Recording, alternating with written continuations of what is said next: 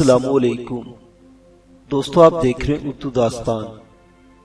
آئیے سنتے ہیں اردو ناول نیشا پور کا شاہین، قسط نمبر 26۔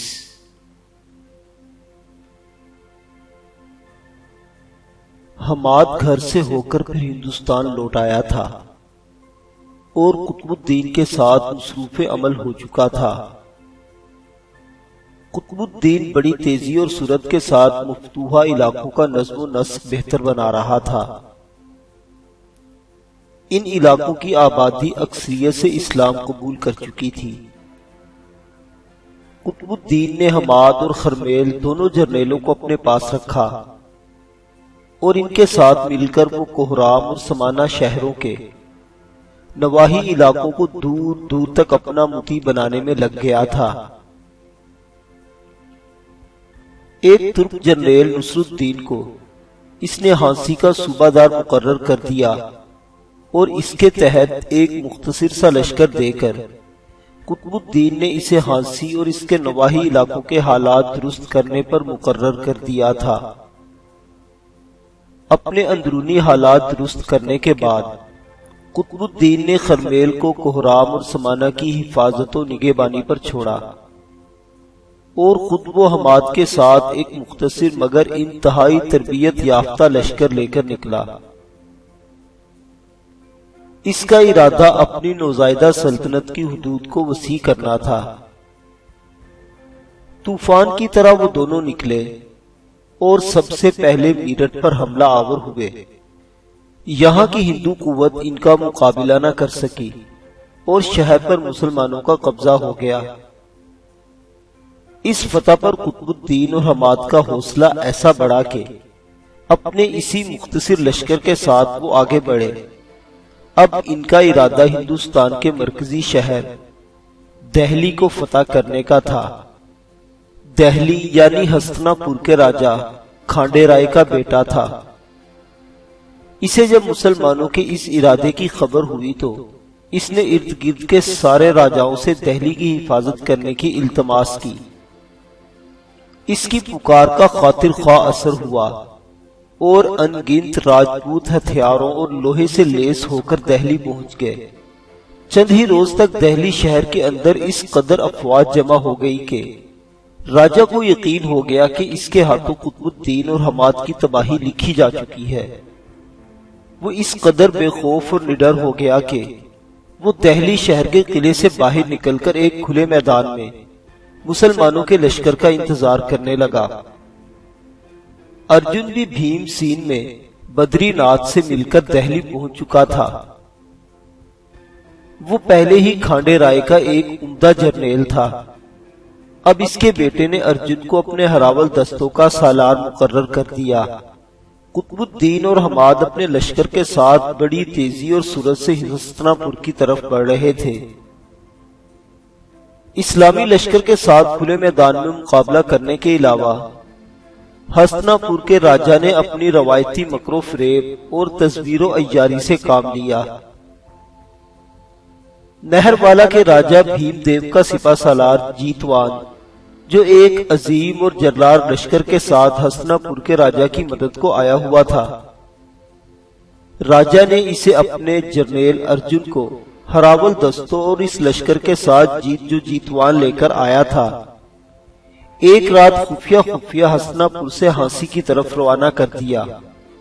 اس سے اس کا مطلب یہ ہے کہ قطب الدین اور حماد کی غیر موجودگی میں جیتوان اور ارجن دونوں اپنے لشکروں کے ساتھ ہانسی پر حملہ کر کے اسے فتح کر لیں گے۔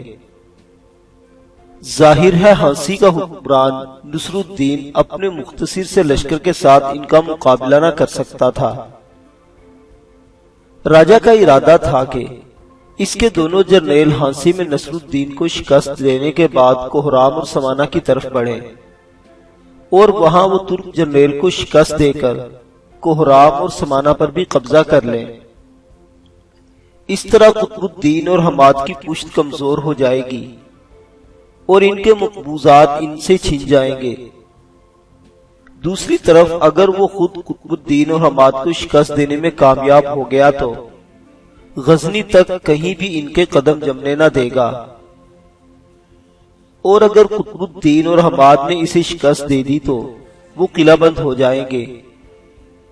اتنے عرصے تک جیتوان اور ارجن بھی نصر الدین اور خرمیل کو شکست دینے کے بعد ہستنا پور پہنچ جائیں گے، اور پھر اس وقت قطب الدین اور حماد کو شکست دینا اور آسان ہو جائے گا، کیونکہ مسلمان ایک طرف ہستنا پور کے راجا اور دوسری طرف جیتوان اور ارجن کے لشکروں کے درمیان گھر چکے ہوں گے، اور انہیں شکست دینا نہایت سہل ہوگا۔ یہ ایک بہترین جنگی چال تھی جو ہستنا پور کے راجا نے تیار کی تھی، اور وہ قطب الدین اور حماد کو اپنے آہنی جال میں پھنسانے کا پورا بندوبست کر چکا تھا۔ جیتوان اور ارجن بڑی برق رفتاری سے ہانسی کی طرف بڑھے۔ ہانسی کے مسلمان حکمران نصر الدین کو اس حملے کی اطلاع ایک روز قبل ہی ہو گئی۔ اس نے عقل مندی اور بیداری کا ثبوت دیا، فوراً ایک قاصد روانہ کیا کہ قطب الدین اور حماد کو رونما ہونے والے ان حالات کی خبر کرے، اور وہ خود کھلے میدان میں ہندو لشکر کا مقابلہ کرنے کے بجائے قلعہ بند ہو کر مقابلہ کرنے لگا۔ اس طرح ہانسی کا محاصرہ طول پکڑنے لگا تھا۔ ہستنا پور سے 10 میل دور ہی حماد اپنے حصے کے لشکر کے ساتھ قطب الدین سے علیحدہ ہو گیا اور غیر آباد ویران جنگلات میں روپوش ہو گیا۔ کسی کو کچھ خبر نہ تھی کہ وہ کدھر گیا ہے، صرف قطب الدین اور حماد ہی جانتے تھے کہ ان کے درمیان کیا طے ہوا ہے۔ حالانکہ لشکر کے کسی سپاہی کو کوئی علم نہ تھا کہ ان کے دونوں جنریل کسی طریقہ جنگ پر عمل کر رہے ہیں۔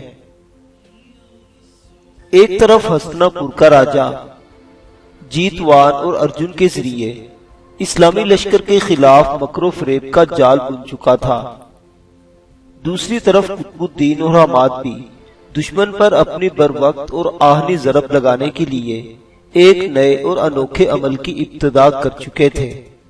ہستنا پور کے راجا کا خیال تھا مسلمانوں کا لشکر ہستنا پور پہنچ کر پہلے ان کے سامنے پڑاؤ کرے گا، پھر خیمہ زن ہو کر کہیں صفے درست کرے گا، اور اس کے بعد جا کر جنگ شروع ہوگی۔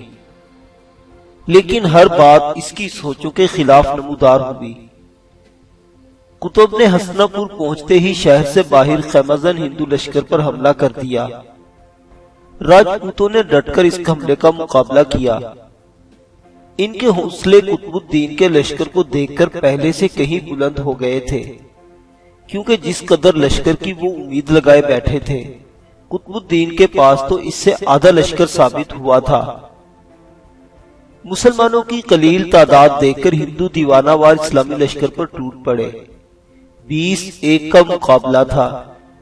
شروع کے چند لمحوں تک مسلمانوں نے ایسا زوردار حملہ کیا کہ ایک بار ہندو بوکھلا اٹھے تھے، پھر انہوں نے اپنی پوری قوت سے حملہ کیا۔ مسلمانوں نے بڑی پامردی سے اس حملے کو روکا اور آہستہ آہستہ پیچھے ہٹنا شروع ہو گئے۔ دشمن اس پر خوش اور پرگمان تھا کہ وہ مسلمانوں کو پسپا کرنے میں کامیاب ہو گئے ہیں۔ ہستنا پور کا راجا قطب الدین کو دھکیلتا ہوا جب 5 میل دور پیچھے لے گیا اور اس کے لشکر کے پچھلے دستے ہستنا پور کی شہر پناہ سے علیحدہ ہو کر دور ہٹ گئے، تو ہندو لشکر میں ایک کوہرام اور شور اٹھ کھڑا ہوا، جیسے اسرافیل کا سور بول اٹھا ہو اور ان کے پاؤں تلے سے کسی نے زمین کھینچ کر کرب و بلا کا تصادم شروع کر دیا ہو۔ حماد جو ہستنا پور سے 10 میل دور قطب الدین کے لشکر سے علیحدہ ہو گیا تھا، سوچے سمجھے منصوبے کے تحت دشمن کی پشت پر حملہ آور ہوا تھا۔ حماد کی رہنمائی میں مسلمان مجاہدین نے اس نور سحر کی مانند دشمن کے اندر گھس کر آگے بڑھنے لگے تھے، جس کی روشنی دوپہر تک بڑھتی ہی رہتی ہے۔ حماد جب اپنے لشکر کے ساتھ تکبیریں بلند کرتا ہوا دشمن کی پشت سے حملہ آور ہوا تھا، تو اس کی تکبیروں کی صدا سن کر دشمن کے سامنے پسپا ہوتا قطب الدین کسی سخت چڑان کی جگہ ایک جگہ رک گیا۔ پھر اس نے بھی تکبیریں بلند کرتے ہوئے اس سختی اور مجذوبانہ عمل کے تحت حملہ کیا تھا کہ دشمن کے سپاہی ان کے سامنے یوں پیچھے ہٹنے لگے تھے جیسے دریا کی تند موجوں کے اندر چونٹیاں بے بس ہو کر بہہ نکلتی ہیں۔ ہندو لشکر کے سانسوں کی تسبیح ٹوٹنے لگی تھی اور ہستنا پور کا راجا اپنے جسم کے اندر بھاگتے خون کی گردش تھمتی محسوس کر رہا تھا۔ اسے زندگی میں پہلی بار اپنی حماقت و خجالت کا احساس ہو رہا تھا۔ سامنے کی طرف سے قطب الدین چرخ کا ایک سخت تازیانہ بن کر اس کے لشکر میں کفر کے سارے نشانات مٹانے لگا تھا، جبکہ پشت کی طرف سے حماد کوکب و دمدار کی طرح دشمن پر چھا گیا تھا۔ اپنے حملوں میں اس نے ایسا طوفان کھڑا کر دیا تھا کہ دشمن کے اندر لہو کے جھرنے پھوٹ نکلے تھے اور وہ یوں محسوس کر رہے تھے جیسے مسلمان سپاہی ان کے سامنے اپنے لوہے نورین پران کیے لیے بدترین حکم ناموں اور ذلت آمیز نوشتوں کو آخری شکل دے رہے ہوں۔ دشمن کے آگے اور پیچھے قطب الدین اور حماد کی شکل میں ایک آشوب محشر تھا جو اٹھ کھڑا ہوا تھا، اور ہستنا پور کے راجا کی بے ضمیری کے سارے خواب منتشر ہونے لگے تھے۔ ہندو سپاہی یوں سورج سے موت کے گھاٹ اترنے لگے تھے جیسے پرندے خود بخود تیزی سے اٹھتے ہوئے اپنی موت کے جال کی طرف جاتے ہیں۔ دشمن زیادہ دیر تک قطب اور حماد کے حملوں کی سختی برداشت نہ کر سکے تھے، اور ہستنا پور کا راجا اپنے آدھے سے زیادہ لشکر کو ذبح کرانے کے بعد جنوب کی طرف سے مڑتا ہوا واپس بھاگا، اور اپنے لشکر کے ساتھ وہ ہستنا پور میں داخل ہوا اور قلعہ بند ہو کر بیٹھ گیا۔ قطب الدین اور حماد دونوں نے مل کر ہستنا پور کا بڑی تندی سے محاصرہ کر لیا تھا۔ قطب الدین اور حماد اکٹھے بیٹھے ہستنا پور کی فصیل توڑنے کی تدبیریں اور تعزیریں کر رہے تھے کہ ایک افغان سردار آیا اور قطب الدین کو مخاطب کرتے ہوئے کہا، یا امیر، ہانسی سے نصرت الدین کا ایک قاصد آپ سے ملنا چاہتا ہے۔ قطب الدین نے چونکتے ہوئے کہا، وہ کہاں ہے؟ اسے فوراً میرے پاس لاؤ۔ اس افغان سردار نے ہاتھ سے اشارہ کیا اور ایک ترک جو اپنے گھوڑے کی باگیں تھامے ہوئے تھا قطب الدین کے سامنے آن کھڑا ہوا۔ قطب الدین نے اسے گہری نگاہوں سے دیکھتے ہوئے پوچھا، کیا تم ہانسی سے نصرت الدین کے پاس سے آئے ہو؟ ترک چند قدم اور آگے بڑھنے کے بعد مؤدب ہو کر بولا، یا امیر، میں نصرت الدین کی طرف سے آپ کے لیے ایک انتہائی بری خبر لے کر آیا ہوں۔ قطب الدین نے ایک گہری نگاہوں سے اپنے پہلو میں بیٹھے ہوئے حماد کی طرف دیکھا، پھر اس نے معنی خیز آواز میں کہا، اس وقت جب ہم ہستنا پور کا محاصرہ کیے ہوئے ہیں، ہمارے لیے کون سی بری خبر ہو سکتی ہے؟ کیا نصرت الدین بیمار ہے؟ کیا اس کے خلاف کسی نے سرکشی اور بغاوت کی ہے؟ بولو، وہ کیا خبر ہے جو تم ہمارے لیے ہانسی سے ہستنا پور لے کر آئے ہو؟ آنے والا ترک آتش فشاں کی طرح پھٹ پڑا، یا امیر، تو ہندو جرنیل جیتوان اور ارجن ایک جرار لشکر کے ساتھ ہانسی کا محاصرہ کر چکے ہیں۔ یہ سب کچھ ہستنا پور کے راجا کی عیاری اور مکاری کا نتیجہ ہے۔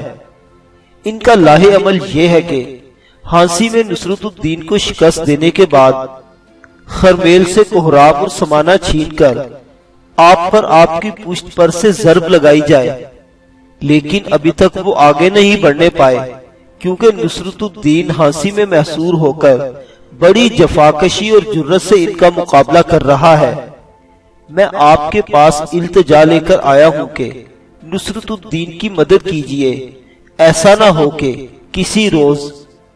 قطب الدین نے اس ترک کی بات اچکتے ہوئے کہا، تم یہی کہنا چاہو گے کہ ایسا نہ ہو کہیں وہ شہر کی دیوار توڑنے میں کامیاب ہو جائیں اور ہانسی ہمارے ہاتھ سے نکل جائے۔ یاد رکھو، ہم ایسا نہیں ہونے دیں گے۔ ہم دونوں ہندو جرنیلوں کو کھلے میدان میں ایسی بدترین شکست دیں گے کہ دوبارہ وہ کبھی ہانسی کا رخ کرنے کے متعلق سوچ بھی نہ سکیں گے۔ پھر قطب الدین نے حماد کی طرف دیکھتے ہوئے کہا، حماد، قدرت ہم دونوں کا امتحان لے رہی ہے، آؤ مل کر عہد کریں کہ ہم اپنے رب کے سامنے اس ابتلاء و امتحان میں کامل و کامیاب اتریں گے۔ میرے دوست، میرے بھائی، آؤ مل کر عہد کریں گے اس اجنبی سرزمین میں ہم نے اسلام کا جو پودا لگایا ہے، اپنی زندگی کی آخری سانس تک اسے اپنے خون سے سینچتے رہیں گے کہ آنے والی نسلیں یہ نہ کہیں کہ ہم اس اجنبی سرزمین میں اپنے پاؤں جمانے میں کامیاب نہ ہوئے تھے۔ حماد نے چھاتی تانتے ہوئے کہا، یا امیر، حماد بن خلدون آپ کو مایوس نہ کرے گا۔ قوموں کی تاریخ میں ایسے پرآشوب دور آتے ہی رہتے ہیں۔ ایسے حالات سے سرخرو ہو کر نکلنا ہی جنگی ممارست اور بلند ہمتی کا اصل ثبوت ہے۔ قطب الدین نے پھر بولتے ہوئے کہا، تو پھر سنو، ہم دونوں میں سے ایک کو ہستنا پور کا محاصرہ جاری رکھنا ہوگا اور دوسرے کو ہانسی جا کر شہر کا محاصرہ توڑنا ہوگا۔ حماد کسی اچانک پھن اٹھانے والے سانپ کی مانند کھڑا ہو گیا اور ایک عجیب سے جذب و خطوط میں اس نے کہا، یا امیر، آپ ہستنا پور کا محاصرہ جاری رکھیے، مجھے اجازت دیجیے کہ ہانسی کی طرف روانہ ہوں۔ ان قریب آپ سنیں گے ہانسی کے باہر کھلے میدان میں دشمن میرے آگے اور میں ان کا تعاقب میں بھاگ رہا ہوں۔ قطب الدین ایبک کھڑا ہوتا ہوا بولا، تو پھر تم ابھی روانہ ہو جاؤ، میں تمہیں اللہ حافظ کہتا ہوں۔ تھوڑی دیر بعد حماد اپنے حصہ کا لشکر لے کر نصرت الدین کے قاصد کے ساتھ بے تحاشا آندھی اور بے روک طوفان کی طرح ہانسی کی طرف اڑا جا رہا تھا۔